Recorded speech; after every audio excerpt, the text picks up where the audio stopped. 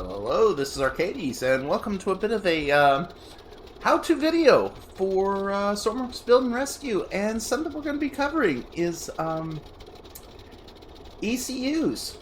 Yeah, I'm going to actually show you how to build a basic beginner's ECU, so you can throw it into any creation and be able to control the engine, throttle, and such. So, let me be clear. What I'm defining as an ECU is, as it says, an engine control unit. And we're just going to get something that will control the engine, so it will maintain a stable RPS, and you don't have to worry about it, going all over the place and redlining. Now, it may blow up due to improper cooling, but that's on you. That's a different subject. All we're going to do is worry about getting an engine at a stable RPS. So, hope you like what you watch. Hope you enjoy what you see. If you do, remember to like, subscribe, leave a comment. Helps the channel out immensely, and yeah, let's check this out. Okay, so like I said, this is specifically so we can make a very basic ECU. Now, I have this right back here, and as you can see, it's running at a stable 7.6 RPS. Over here on this helicopter, this is the controller for it. That's the throttle control. I'm asking for 8 RPS. The ECU on this is getting as close to that 8 RPS as it can get with the engine. And you can see, here we are, and it's showing a throttle of 0.38, at the top, and yeah. Now, like I said, this is going to be a basic one. Anything past what I'm going to show you is pretty much all fluff for an ECU. And the whole point is being able to, like I said, to create a stable RPS so that you can use your vehicle and do things. For example, say like you want to set your engine at a certain RPS so you can put your engine at a certain speed. Stuff like that. This is what we're going to be using. And in order to build this, okay, so we're here in the workbench. And at the heart of 95% of all ECUs, there's going to be a PID, which we write here. And it says, a control loop feedback mechanism that measures and corrects the error in a system over time. It takes the current measured output of a system or sensor and a desired target measurement. It outputs a value that can be used as an input to the system to gradually correct its error. For example, the controller could input an engine's throttle to maintain a desired speed or altitude. The control terms, proportional, integral, and derivative, can be set by selecting the component with the select tool. The component terms must be carefully tuned for optimal output. Okay, so that's the description. Basically, it's a regulator. That's the simple thing. It takes a value given.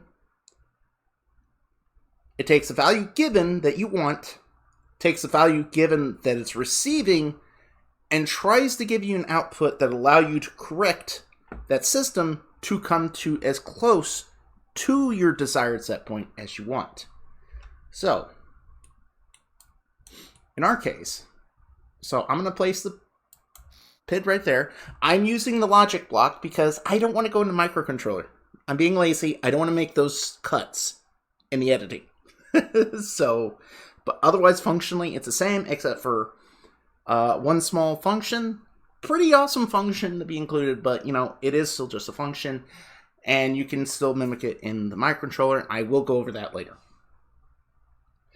Now, remember, the base of today is to create a basic ECU, something just to keep the engine stabled, and outside of that, the rest will be fluff, and if this does well enough, I will cover more of that stuff. But right now, this is minimum. So what we're going to need to make this setup, as an example here, is we're going to need the PID. Now, we come here and look at it, you'll see all these values. This is the proportional, the integral, and the derivative, and this is the extra function, max value. This is a clamp. Basically what this is a clamp. If it's a 0, it will go anywhere. But if you change the max value, we're going to put it to 1, because everything pretty much works with a limit of 1 in the game.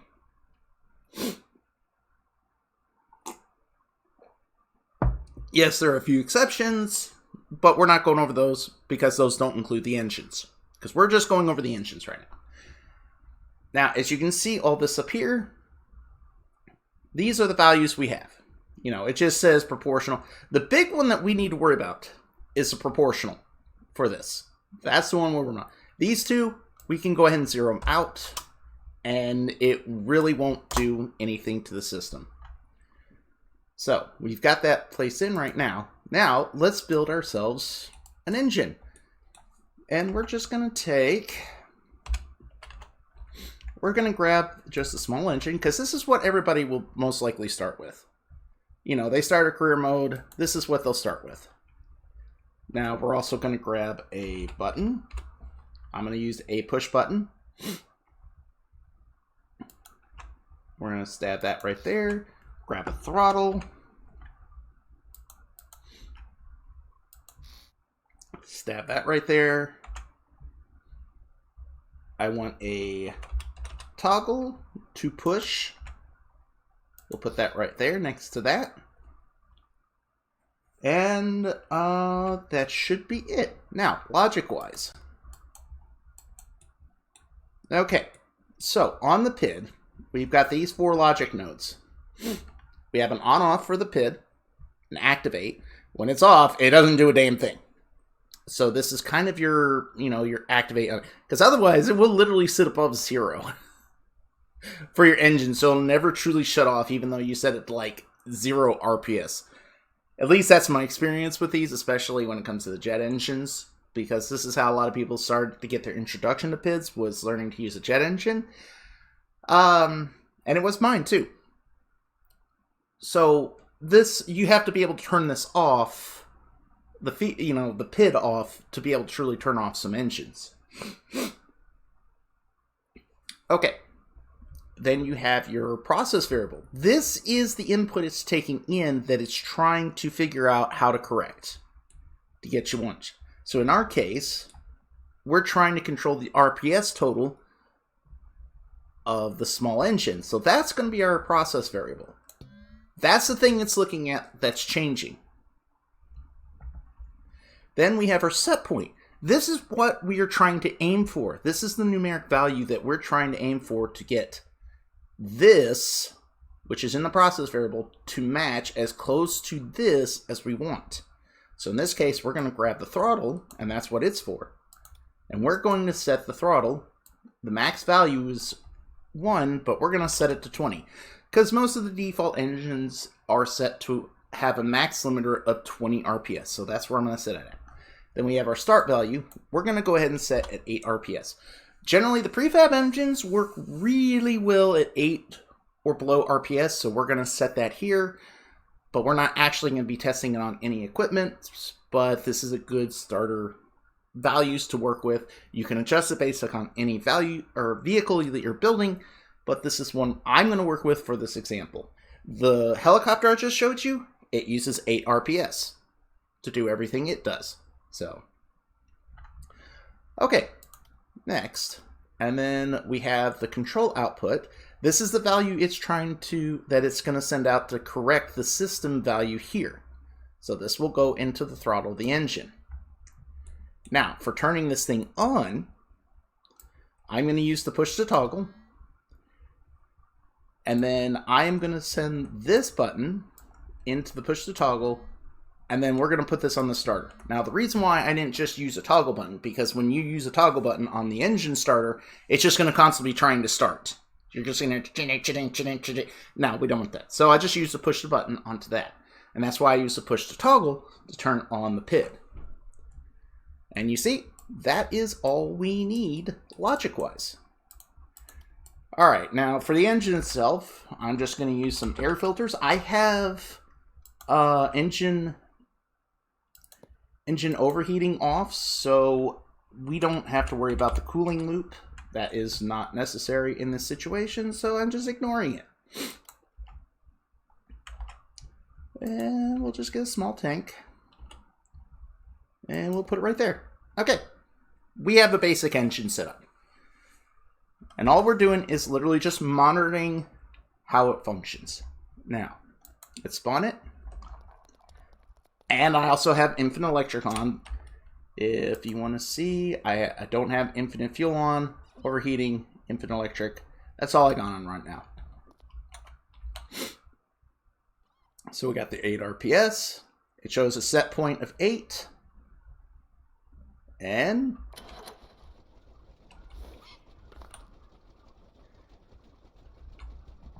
now, as you can see, it's working, but it's wiggling all over the place. It's jumping up and down, up and down, up and down. So this is the part that gets a little scary for some people. Okay, so we're going to come in here, we're going to look at this, and we're going to tune this. Now, it's mainly a guessing game at the beginning, and you go from a, what the hell am I guessing, to a, oh, I can make an actually pretty good estimated guess where I need to go to tune this. Well, in this case, in my experience, I've always done pretty well with a 0.1 on these prefab engines. So, I'm just going to spawn that there.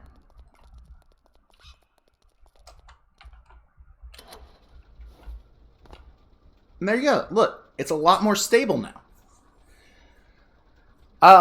Like I said, for me, it was a lot of, you know, just experimenting on my own to figure out that tuning. And that's just the nature of pits. It's going to be a lot of tuning. There are tools in the workshop to help you figure out the tuning. But for what we're going to do here now, you don't need to worry about those, because I will actually give you some values to work with. And that's it. That is the most basic engine ECU you can get.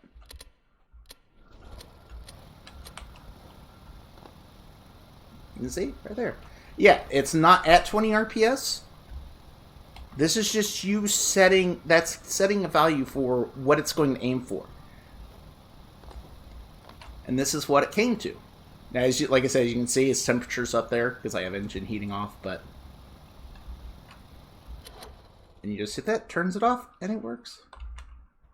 You'll hear the thing click because I'm turning it off for the, so it's hitting the starter because the button's true. But, you know, it is what it is. I mean, the starter just kicks a few extra RPS out of there. Okay, so I'm back here in the workbench. Now we need to talk about a special case. Let me build one real quick, and I'll be right back. Okay, so I went and built a 1-cylinder 1x1 engine. Okay, again, just for demonstration purposes. So I'm not trying to make anything super elaborate here. The basics will still work out the same. Now, in the case of this thing, there are 2 throttles. So how do we count for that second throttle? Well, first, the modular engines require a 2-to-1 ratio of air to fuel. So for every 2 air, you need 1 fuel. Or every 1 fuel, you need 2 air. So there's 2 ways you can handle this. You can multiply your output from the controller by 2 and take that multiplication and put it into the air throttle. Or you can divide the output by 2 and take that divided result and put that into the fuel throttle and take the other one to the air.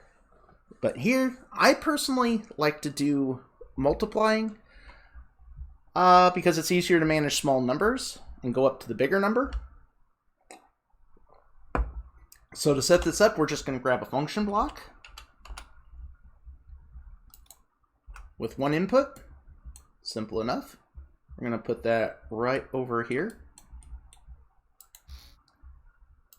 And instead of putting this into, I mean, we are going to put it into the manifold, but we're going to grab this and we're going to put it into the function block, and we're going to put it into the fuel manifold, like that. We're going to take the RPS from here, put it in the set point like that, and we're going to grab the push block and we're going to put it on the starter there. We're going to take the output of the function block and put that on the air manifold. Then we're just going to come into here. Now the input on the 1 input function blocks, the input variable will be X. So we're just going to go X, and then we're going to need to multiply it by 2 because it's going to the air throttle. So because we need 2 air for every 1 fuel. So whatever this will deem in the fuel manifold, we need twice that. So X times 2. And it's that simple. And there we go. We have ourselves the logic setup for a mod engine.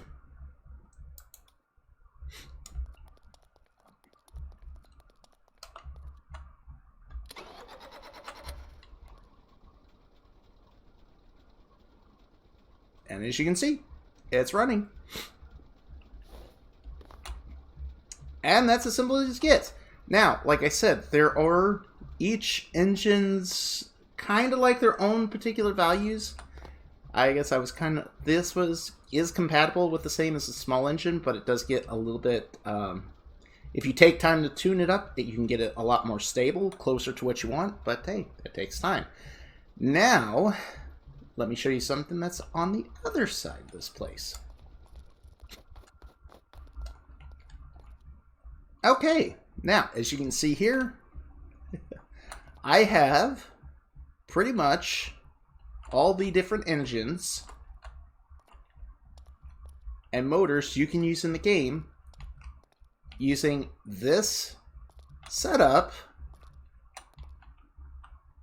You know, the 3 blocks for the mod engines, like I just showed over there. Otherwise, 2 blocks for everything else. We're all set for 8 RPS. And I hold it a little longer because of the mod engines, but as you can see, 7, 7, 7, 6.4, but it's stable. That's the important part. 7, 7.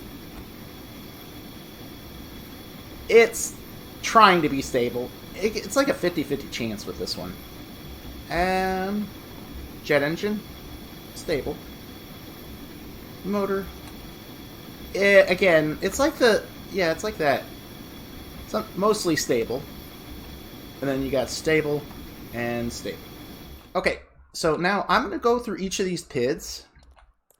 So you can use these as a reference. Now, I'm not saying these are the perfect values. You may go back through and actually work on them and make them a lot smoother. That's up to you. Or you could use these and they'll run, maybe not perfectly, but they will run.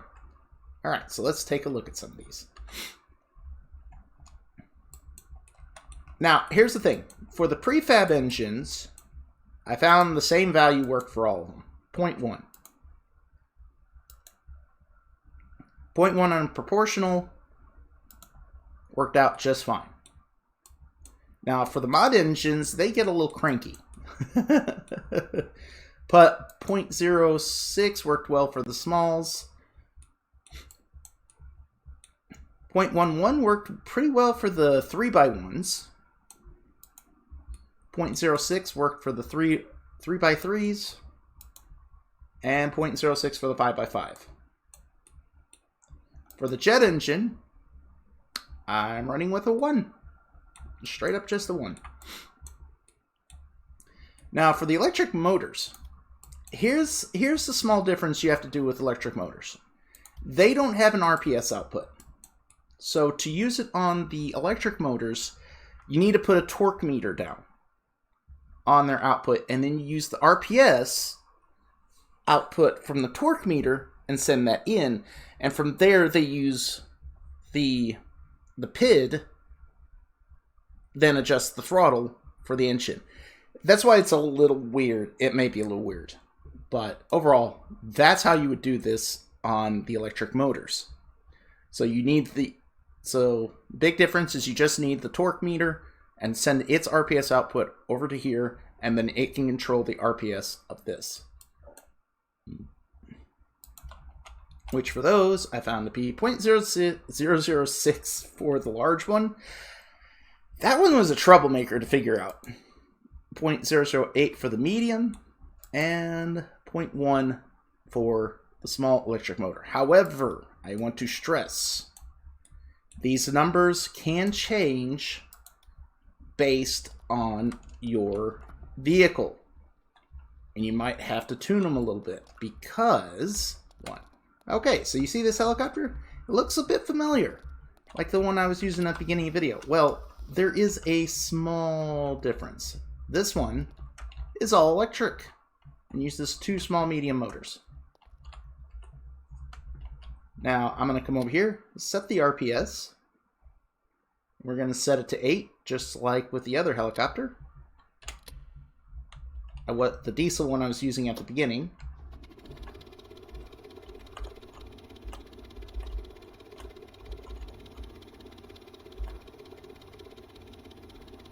And you can see it's flying.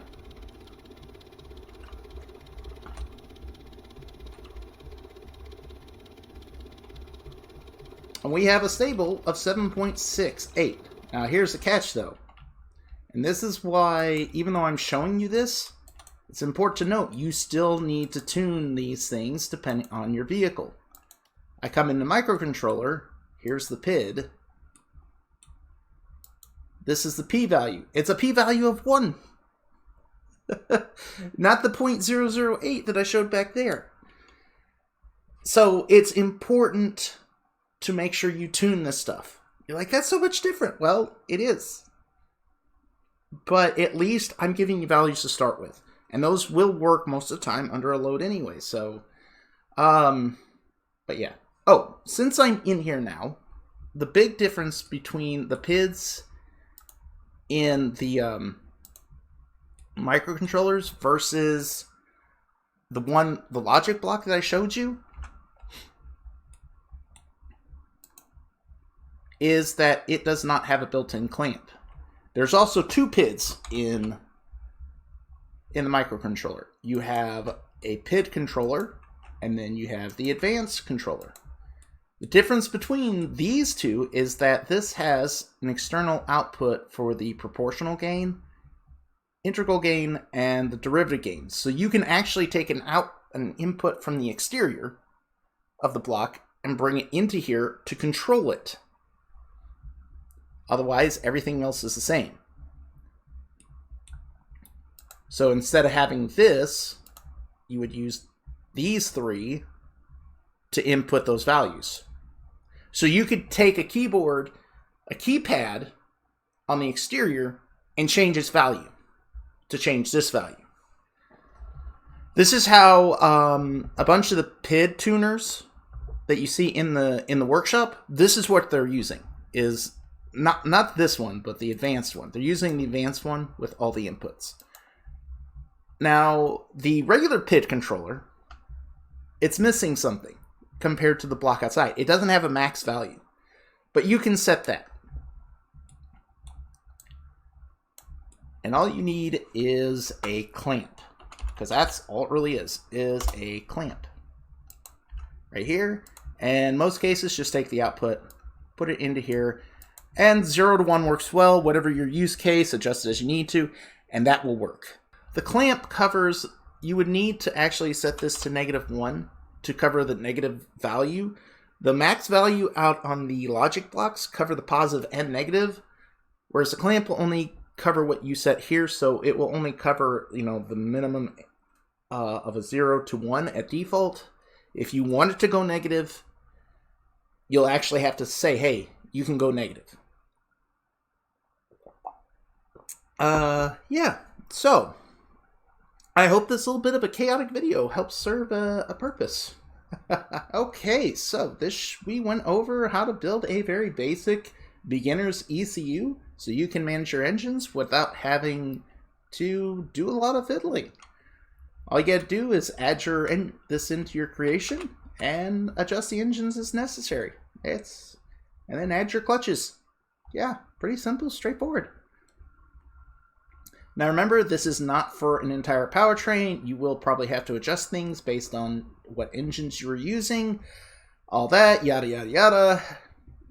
It's not my creation, it's yours. You're gonna have to tune it. That's just the nature of this game. So, but what I will do is I will put this example on the workshop. And yeah, I'll leave a link for it. And yeah, so hope you like what you watch. Hope you enjoy what you see. If you did, you know the deal, you know the spiel. This is Arcades, signing out. Have yourself a good day. Whee!